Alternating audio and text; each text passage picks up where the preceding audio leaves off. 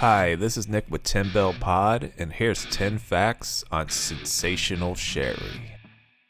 Sherri was a lifelong wrestling fan, but it was after attending her first live event that she decided wrestling was what she wanted to do. She'd first head to Memphis, where she'd be trained by Butch Moore.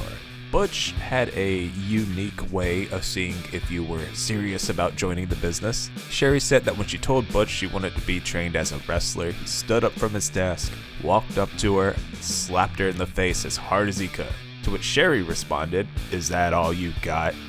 Impressed by her toughness, Butch would go on to train her. Wrestling is such a weird and unhealthy industry. Sherri would continue her training with the fabulous Moolah, and it's pretty well known how dumpster juice of a person Moolah was, but she had another trick up her sleeve. Moolah would train her women to work the right side of the body instead of the American standard, the left side of the body.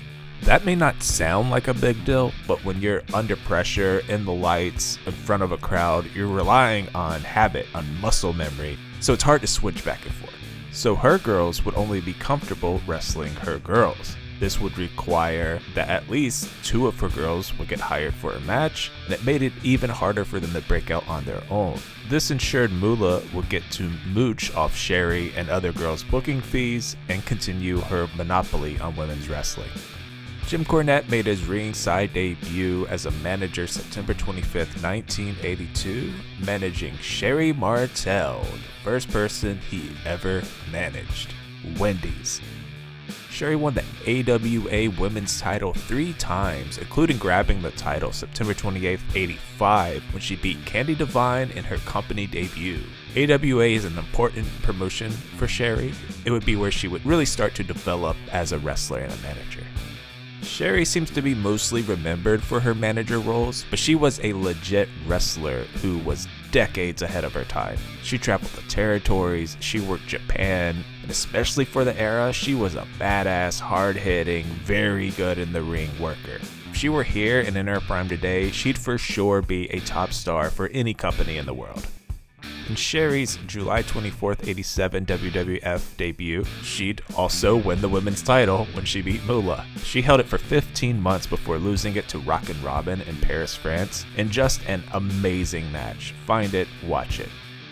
Sherri was part of the first ever Survivor Series in 87, therefore she was part of the first ever women's match at a Survivor Series and the last women's match at a Survivor Series until 1995. Speaking of being decades ahead of their time, the Jumping Bomb Angels are in this match, and they are incredible.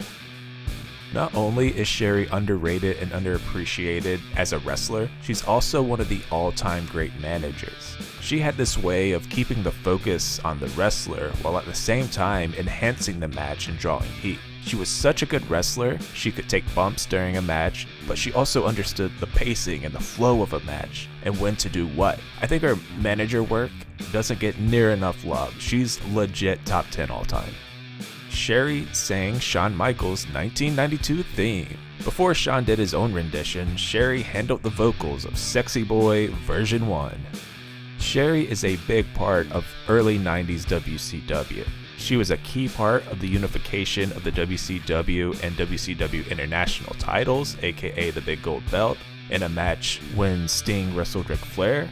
She managed Flair for Hogan's 94 WCW debut, as well as their follow-up match at 94's Halloween Havoc, where she just steals the show. She managed Harlem Heat to 7 tag team titles and was also there for that one Booker T promo.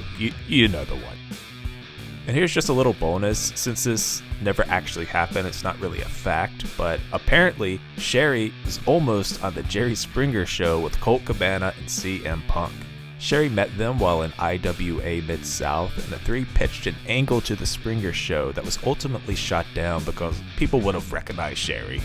For more wrestling history, find 10 Bell Pod on your favorite podcast app, or find us on Instagram, YouTube, or TikTok.